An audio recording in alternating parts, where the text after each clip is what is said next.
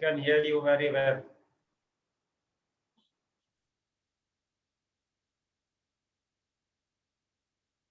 Okay.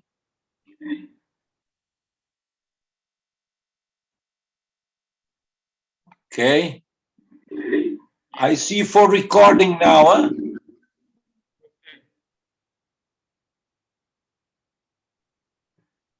Doesn't show to me. It is showing is recording. Huh? It is showing to me that it is recording.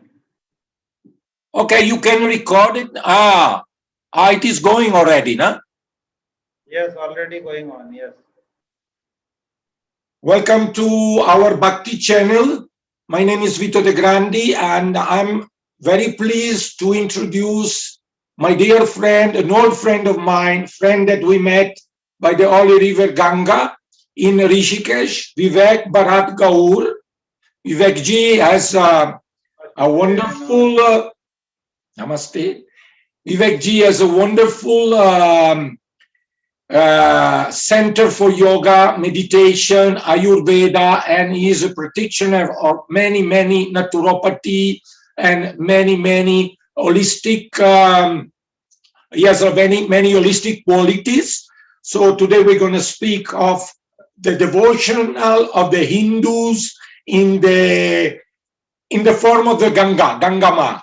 I start with a little prayer toward Devi, and it is from Chandi. Ya Devi Sarvabhuteshu Matri Rupena Sanstitam Namastasye Namastasye Namastasye Namo Namaha. Ya Devi Sarvabhuteshu Bhuti Rupena Sanstitam Namastasye Namastasye Namastasye Namo Namaha. Ya Devi Sarvabhuteshu Shanti Rupena Sanstitam Namastasye Namastasye Namastasye Namo Namaha.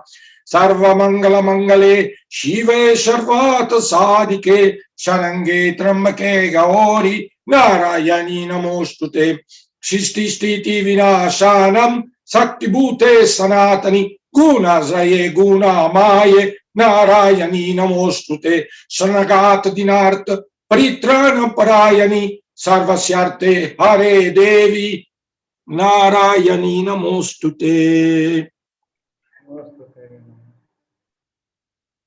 Beloved brother, thank you for being with us. And I would like to know, since you are born near the Ganga, Mother Ganga, your experience, the Hindu experience, and particularly the Bhakti. You see, in this today's time, there are two types of yoga practices which is very easy to do and very easy to practice by everyone.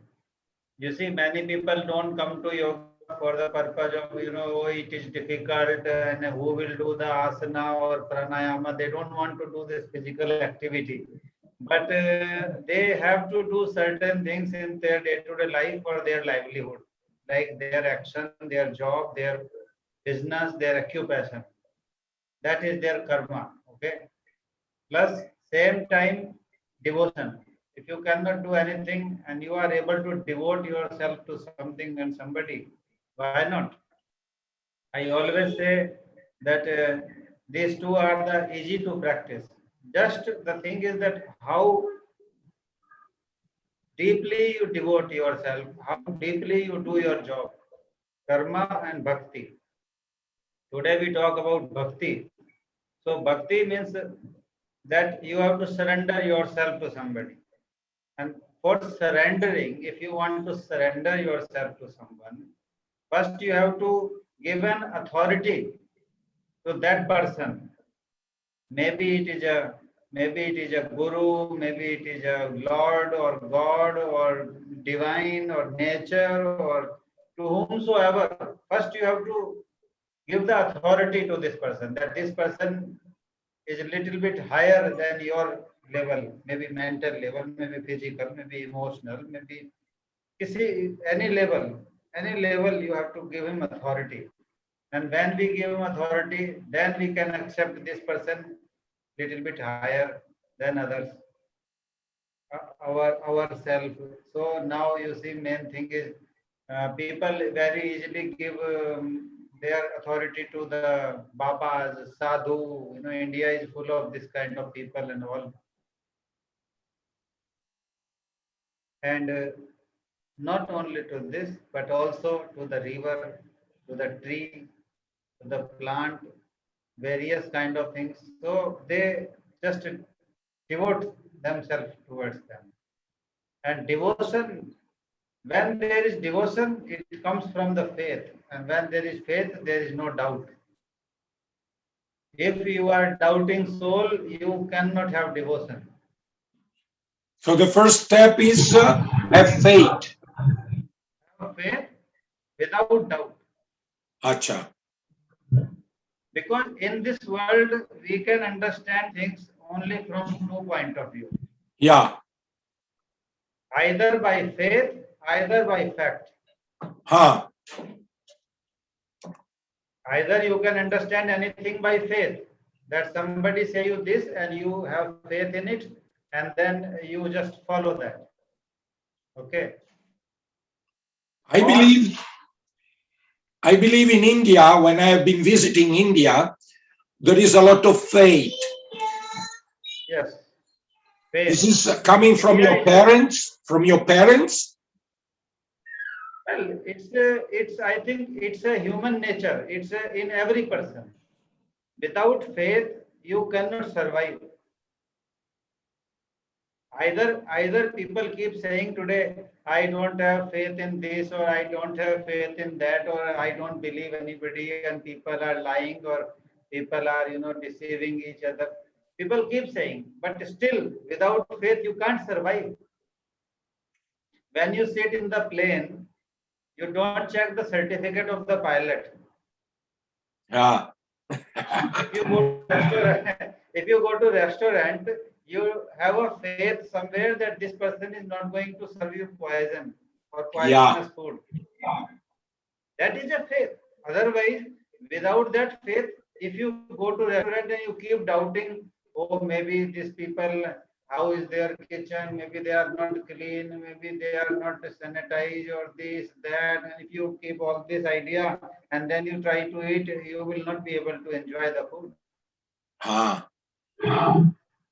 So without faith, we cannot survive. This is our human nature actually. Yeah. After this, how strong that faith is or how weak that faith is, that may be the issues. That may change people to people. That may be different to different people. So in India, so it's not just that it is coming only from my parent. I think it is with every piece. It's a basic human nature to have faith, because that is our true nature. You think that Western people have same faith that Hindu have? I think yes. But the only thing is that I said the degree of the faith may be different. Yeah, that is the main subject I want to talk, the degree. Or when I was by the Ganga, I have seen that nothing can be done if before there is not that moment before. Every day you go to see Ganga, you go to have a puja, you go to offer flower, you have to go and repeat mantra. This is the beginning of the day, and then everything can be done. Yes, because you see, here I live in Rishikesh, is by the Ganga river. So all over the world, there was no other river which was being worshipped. Ganga river people worship every day, especially many people. I'm not saying everyone, but most of the people, many people living by the Ganga, they at least just salute the Ganga, even they are from far. If even they are not going by the bank of Ganga, even they see Ganga from far, they always, like this.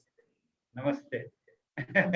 And now, I think in recent year, 2-3 years before, the High Court of our state also declare Ganga as a live entity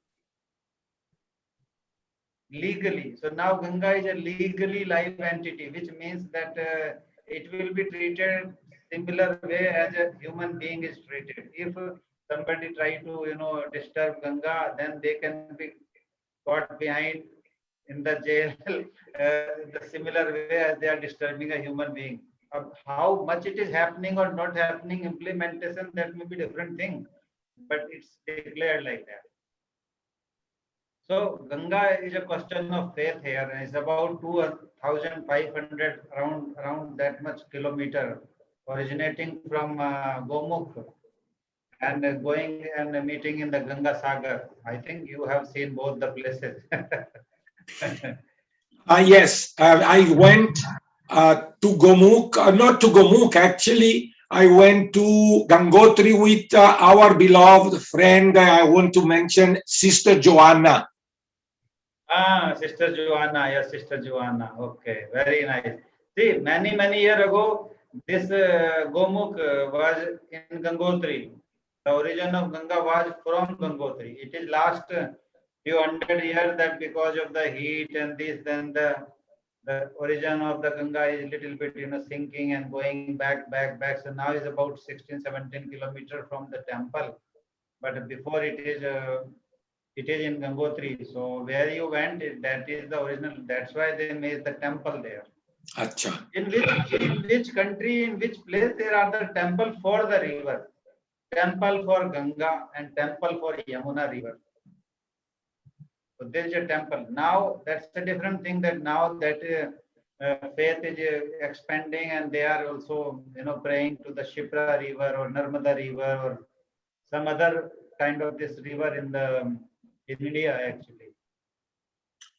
When you go to Ganga, when you see Mother Ganga on the bank of Rishikesh, how do you feel? Well, you see, whenever you see anything in the nature, I say when you see the divinity, devotion is coming from the divinity. Now divinity may be two types. Maybe it is with shape and size, manifested divinity, or without shape and size. So without shape and size, Ganga has no shape and size, kind of. So without shape and size, divinity is like pure nature. Pure nature. So Ganga, when you see divinity is a free flowing, and especially in Rishikesh, not in Haridwar. Haridwar is more famous than Rishikesh among the Hindu devotee. But up to Rishikesh, Ganga is in its natural form. The best thing here is the Ganga is in natural form. If you go to Haridwar now, Kumbh Mela is going on there, and Ganga has many channels, and this channel and that channel, and it looks very artificial to me, with all the importance of Ganga being there. But up to Rishikesh, it's very natural.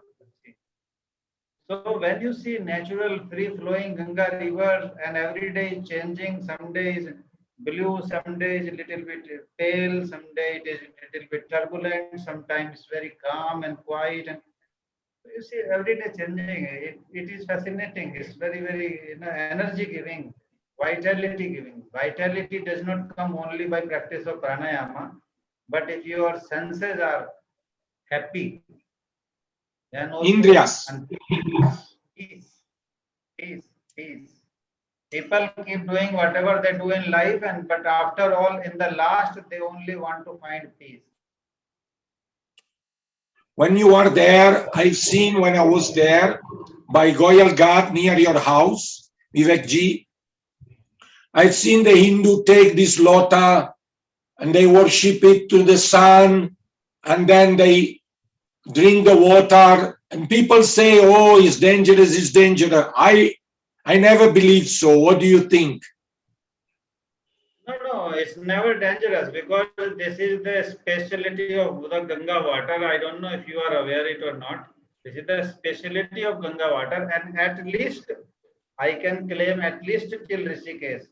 Forget about further, because after this is different. But if you take the water of Ganga and store it in a bottle, even for a year, 2 year, 10 year, it doesn't go bad. So it does not have that kind of. You take any normal water, any tap water, even RO water, and you see, you just keep it for some longer time, it will not be the same. I have done this, and Ganga water stays in my house for 5-6 years untouched, perfectly clean. Perfectly clean. So because that is a special bacteria which is found in the Ganga water, which actually damage or destroy all the disturbing area by which this smell comes and all this. So this is special. So if Ganga water is free flowing and people are drinking it, oh, is no problem. No It's problem. no problem.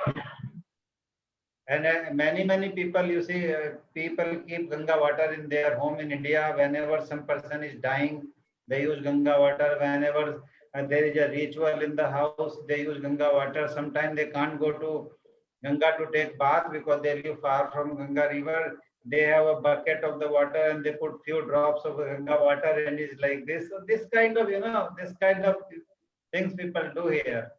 Actually, there is a special story behind it, that why Ganga is so important and why people actually take it like a goddess, or give it that much importance. There is a story behind it, complete story. If you will ask, I will tell you that story. That is very important, because without understanding that story, you can't understand the importance of Ganga, especially in Hindu people mind. It's not just a flowing river and some rituals are happening, but why it is so, and why it is important, and why after every person die, people want to put their ashes into the Ganga river ash immersion ceremony. That is the last ritual of a Hindu, because in Hindu culture there are altogether there are 16 rituals. So that is the ritual start before birth and after death they finish. This is after death the last ritual, when you actually, as you immerse in the, especially in the Ganga river. Actually, people wherever there are, if they are far from Ganga, cannot come to Ganga. Some people even keep the ashes and bones for years, that whenever they will go to Ganga, or near Ganga, Haridwar or Varanasi or this kind of places, then they will do this ritual, because it's very important ritual, and that is the main important reason that why Ganga is being worshipped in Please tell India. us. Okay, so I tell you. So you see, many thousand years ago, there was a king. His name was Sagar, King Sagar. This King Sagar, whenever a king become very strong, then what it does, that it want to become more stronger, more powerful, because they want to expand their territory. So in this case, what they do is they leave one horse and some group of army behind the horse, and they say this horse, wherever it will go, that area will belong to us.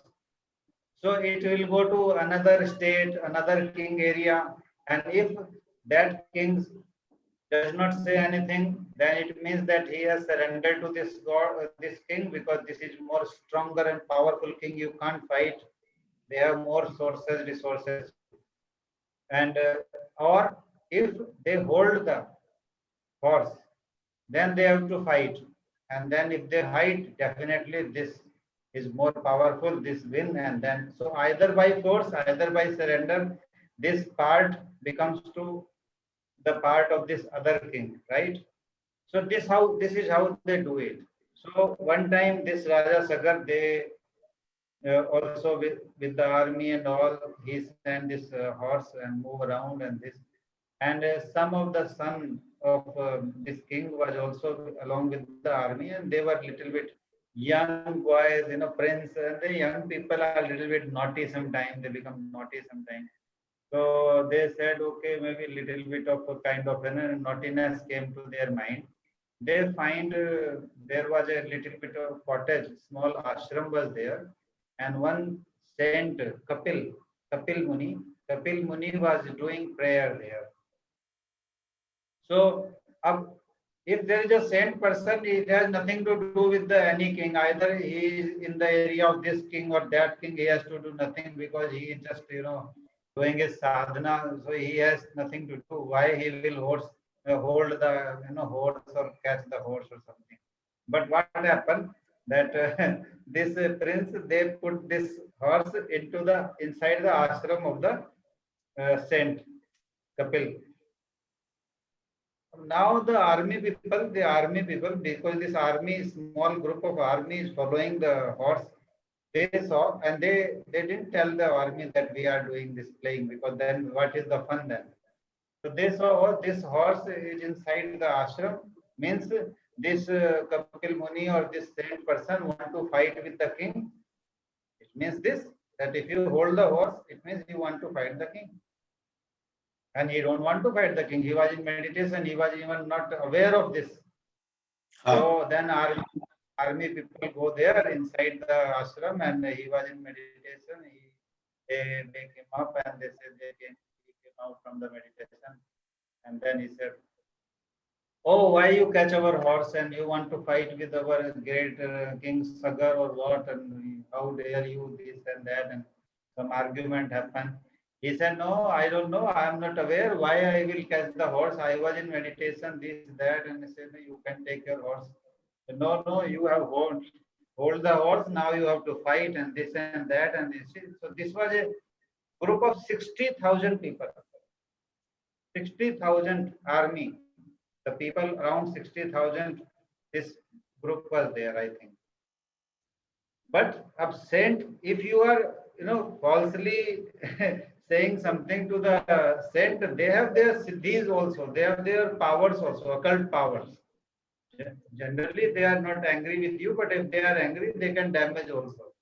So then Kapil Muni take his kamandal, like a bowl or something, they took his water and then he throw this water on these people and then all people die. All people die because he's not going to listen. He don't need to fight like army people. He just with the mantra, help of mantra, because with great saint. And then this all people die. Now king came to know this happened, and there was his son also, and I think all his army was like a son to him, because there was all the army people is also his army, so he treat like son.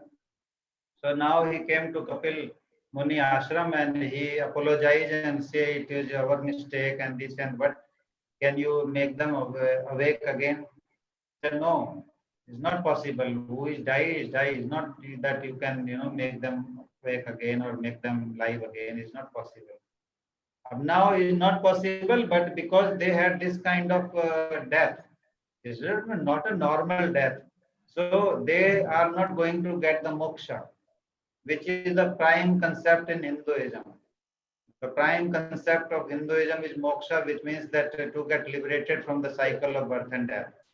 So if they will be like this, then they will be, into the spirit or ghost, and they will become, and they will be not having a salvation. So what to do? Then Kapil sent Muni. He said, I can give you the solution, but you have to do it. I can tell you how is possible that they all will get salvation. There is one method only. Okay, please tell me this method. He said, on the heaven, there is a river, Ganga. Ganga live on the heaven. In the heaven, Ganga live in the heaven. If Ganga can come down on earth, and this all the ashes can flow in the Ganga, then this all people, they can be, getting salvation. This is the only method. Ganga used to be the daughter of Himalaya. According to the stories, I am telling you these stories, And she was the sister of Parvati. Parvati, the wife of Shiva. So, but Ganga also want to marry Shiva. But Shiva said, no, I can't marry you because I have to marry to your sister. So then she got angry. It was in previous, when she used to live with her sister on the earth. Then she said, okay, if you don't accept me, I will not live on earth and I will leave the earth and I will go to heaven. So then she went to heaven and she don't want to come on the earth. So this is the situation now. Try to understand the irony of the situation that Ganga left because Shiva doesn't accept Ganga, so she left and she started living in the heaven, according to the story. If you believe, not believe, and that's a different thing. Later I will talk about the practical point of view also to understand it a little more better. Now, Ganga, how to bring Ganga on earth? This was the question in front of Raja Sagar, King Sagar. So king start praying. King went and start praying to Ganga, please come, come, come. But Ganga didn't came on earth and he died. For all his life he kept praying, but Ganga didn't came. Then his next generation, the next son, his son, he all his life, because now their mission is to get rid of to bring the Ganga and to make the salvation to the ancestors, because it is their ancestor now. So now King Sagar's son, he also pray all life, but Ganga didn't came. Then his son, he has seen the history of his grandfather, his father, because they die by meditating, and Ganga is not easily coming on earth. So then he said, okay, I will do more hard, meditation or worshipping or prayer or request. So then he did very vigorous meditation, very vigorous worshipping, prayers, standing on one leg or praying the God. So more vigorous. Then Ganga has to be happy. Ganga, little bit, got happy, but Ganga appeared. Ganga said, okay, what you want? I want you to come on earth. Yes. But Ganga has another promise to make, that I will not come on earth. And Ganga, if Ganga is coming with this turbulent force, then many damage is going to come also here. Because if water comes with too much force and all, it will be damaging too much nature also. So then Ganga said, I can come, but you will not be able to manage my force. So first do something for it. And he asked, what can I do? Because he don't know how to manage the force of a river, you see. He said, if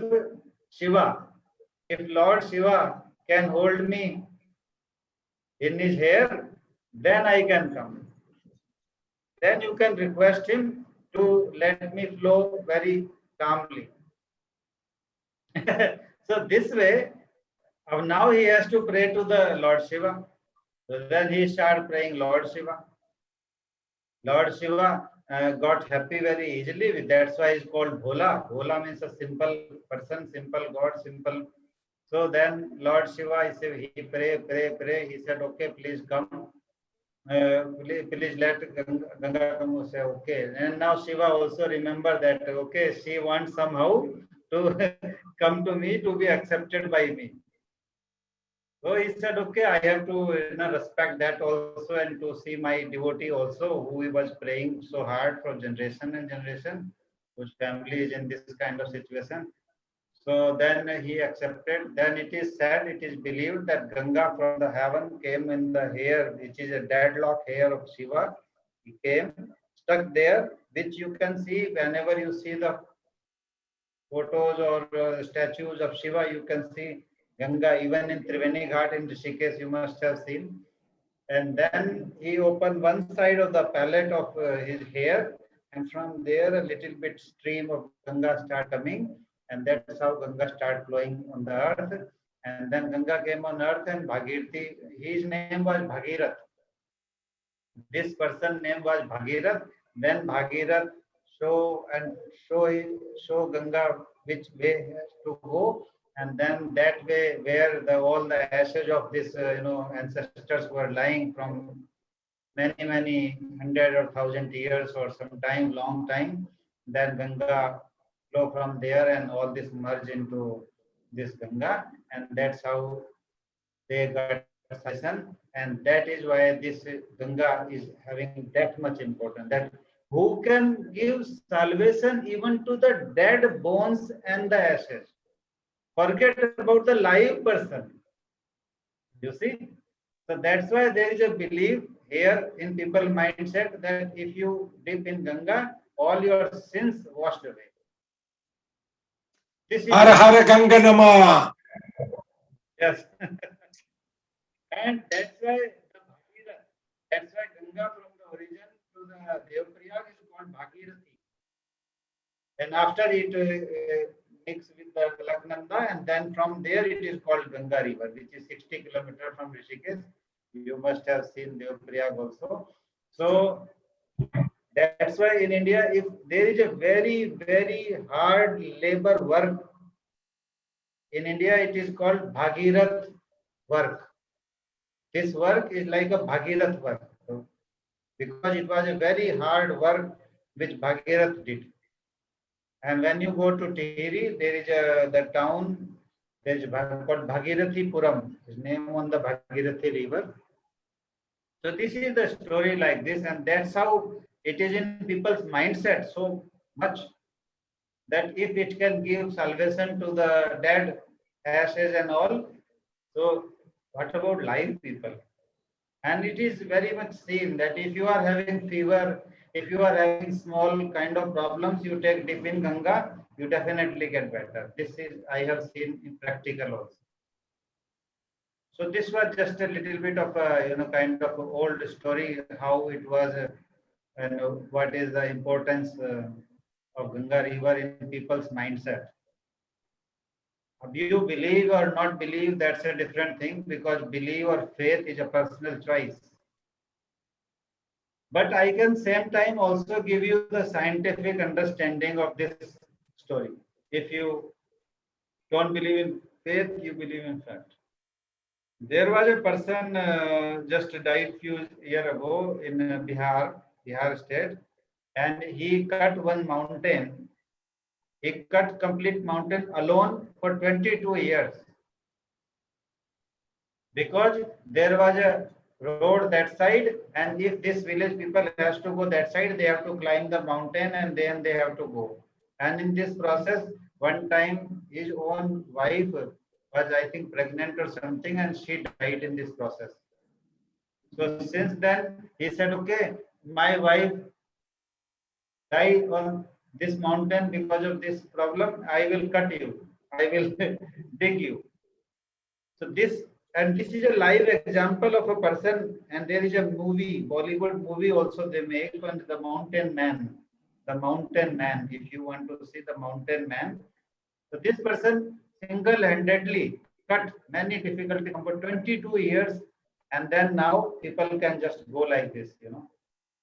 So if we take this example, and if we say, okay, this story is false or this, and Ganga doesn't live in heaven, okay, Ganga live in Himalaya. There is a glacier is melting, but from that glacier bring Ganga to Rishikesh or Hardwar to the plains. It's a tedious job. You take a digging equipment and then you dig it for 200-300 kilometers from between the mountain. If we take it like this, you can understand that the generations can go into this. Generations can go into this, and especially is done by the single-handedly. Not it's a king and it can send it people and army and all start doing. No, maybe there is a condition, okay, that only you have to do it alone or nobody want to come. So if we just try to understand it from that point of view, then also we can say, because from thousand years Ganga is flowing in the same channel. You see, this is one fact. I can understand it that way also if you don't want to understand it that way. And that great person name was Bhagirath, who was able to bring, maybe his grandfather bring Ganga 5 kilometers down in his lifetime, maybe other person bring maybe 50 kilometers in his lifetime, and maybe he is able to bring it to more 100 or 150 or 200. Maybe we can think like this also. Why not? this is the another way, which is a very logical way to understand that also. Now if we come to the if we see the sin washed away, that if you dip in Ganga, your sins washed away, means whenever you are having dust, dirt, pollution on your skin, normally you go and take normal shower. you always feel good. Forget about if there is a water which is coming from the Himalaya where different kind of herbs are also infused. People are drinking herbs, in the water. So if many herbs are being given, fell down into the Ganga river, which is coming down to Rishikesh or some, further down, then why not this water can become very, very healing water? It's very natural. And especially scientifically is proven also that this is specific bacteria lives in Ganga water. So when you take dip in Ganga, all your sins washed away or not, but at least all your aura get cleaner aura, electromagnetic field. So if your electromagnetic field is cleaner and better, which is always happen by normal shower, why not with the healing water? Then you will definitely feel good and your problem will definitely go away. Why not? This is so we have to understand which way we want to understand. Either you want to understand by faith. Okay, these people who take dip in Ganga water, they maybe not, they don't want to know the fact about this, that there is a special bacteria or there is a healing herbs. They have faith. They don't need all this idea. But people who doubt it, for them I have this fact also. Why not? I am welcoming my dear friend Shekhar Mishra. Shekhar Mishra is also a very old friend of mine. Welcome, Shekhar ji. I introduce to you my dear friend Vivek, Bharat, Gaur, and I'm very pleased to be in a Satsangha with two Brahmin. Thank you. Thank you, Ma Ganga. Thank you to everybody. I would like to ask to Vivek ji another question. How about the simple people that have not the knowledge, scientific knowledge like you have, but they have a huge amount of shraddha, a huge amount of faith? How about them? Because these are the most important elements, because they are always worshipping Mahaganga and they have supported Dharma since centuries.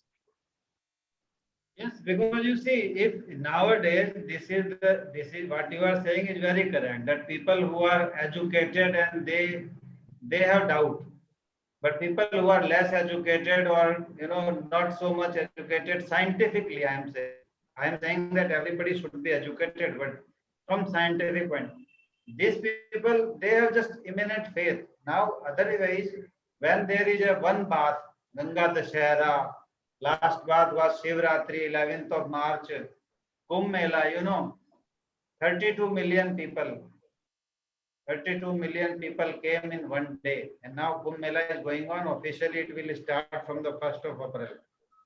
So, without faith, so many people cannot come, because you have to, park your car or bus there and then walk kilometer and kilometer in the sun, and then you take dip, and there also they are asking, okay, move further, and especially in this corona time, and you take dip and then you have to go away, so you are not so much having time to stay with the Ganga or sit with the Ganga, at least in the special area. After, without faith, how you will come? You will not come. And if you will see there, they are very simple people. You can't argue with them. They will just tell you, okay, Ganga Ma, Ganga Ma, Ganga Ma, and they have to. So this is the faith. And faith has no doubt. I have heard the story of a great Mahatma, Nim Karoli Baba. I'm sure you know about him. There is a beautiful temple of Lord Hanuman in IDPL Virbhadra. I've been there many times. And Nim Karoli Baba used to say, all the water is Ganga, all the mountain is Kailash. Well, I am saying to you that if you have faith in anything, You can give that authority to that thing. I am not saying if you can have the Saint river in Italy, or if there is a river in Italy, you can give the that authority to be like a you know live entity or something. It's a personal choice, and there is no doubt left when you have devotion, because with the doubt you can't devote.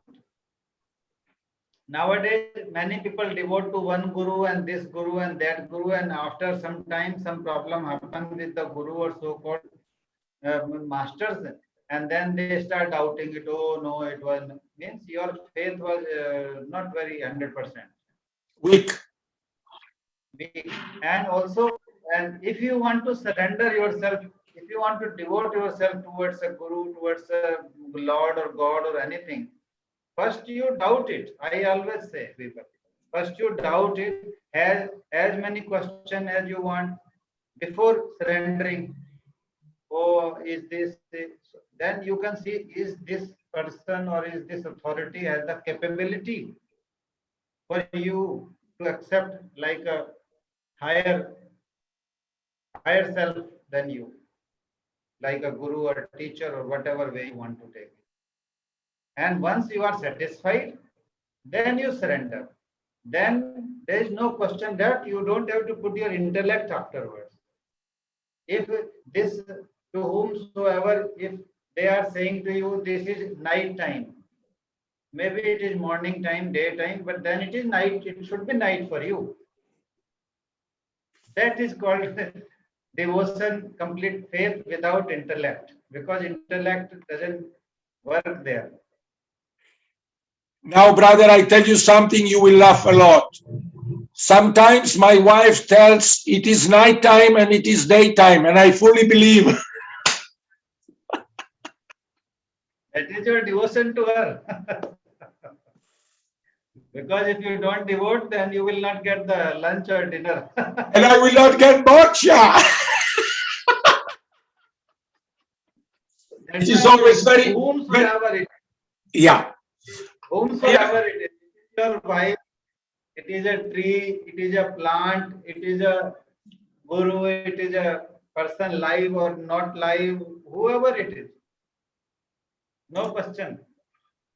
My last question for you, brother, is since I am quite sure you have been to either Gomukh or Gangotri, have you ever met a very high realized being over there? Yes, I met sometime to some people who are enlightened, but the real enlightened people, they don't say you anything. They don't show you anything. They don't claim that I am enlightened yogi. And they don't tell you that I do sadhana for so many years or so many. They don't do. This is not their nature. The real enlightened yogi, because enlightenment is a continuous process, and they don't say that now I am enlightened enough and now I will not enlighten more. Enlightenment is a continuous process. Now in the Kumbh Mela Hardwar, a few days before I went, and there are many yogis, sadhu, and naga babas, and Akara, Akara. Akharas are there. Some yogi from the Himalaya, from Gangotri are also there. They are having their tents, but they have their big posters, big posters and all this. That's okay, because now this is their time to show. So sometimes these people come in the public, and maybe they don't want to show. Maybe their devotee want others to show that this is a person and take some teachings from him, or because this Kumbh Mela or this kind of fair in India, they used to be organized just for this purpose, that there will be particular time when all the people from different belief and religion and culture will come together and learn from each other. That used to be the main aim, and that is still happening up now. This time it is a little bit chaos, because because corona time, and the akharas are not completely there. So otherwise You must have been some of the Kumbh Mela, or sometimes, there are many stories going on, and going on, bhajan going on, and spiritual and religious activities going on. And even I was thinking to put my tent this time, but yes. So maybe next time after 6 years we will see half Kumbh Mela will be there in 2027 or something. Then we will put, and because we will just give the lecture and let the people know about some other thing like this. So there are many thousands. India is full of people. Ji. Many people will come. Many people will come. So this enlightened yogi people, they come, they meet you. You just feel their presence. When you go in the presence of these people, you feel calm, you feel peaceful. You can't lie to them. If you want to lie in front of them, you can't lie. That is the effect of these people. So sometime I met some people, but very rarely, not so much. Thank you very much, brother, for the meeting of today. We have been covered about 47 minutes. I'm very pleased that you have been spending this time with us. I am thanking you, all the people who will watch this video. I will post it on my Bhakti channel. And of course, I'm thanking Shekhar Mishra ji that is listening to us. He's a friend of mine from Daily Belonging from Brahmin caste of Haryana. And hope we can meet again. We may plan some more meetings in the next future because I enjoyed it very much. Okay, thank you. Namaste to all. Namaste.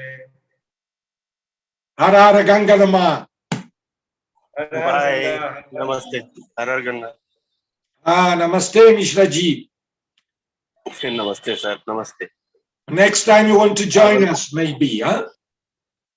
I will join next time. Ji. Thank you. Okay. Pranams to everybody. Thank you. Pranam. Bye.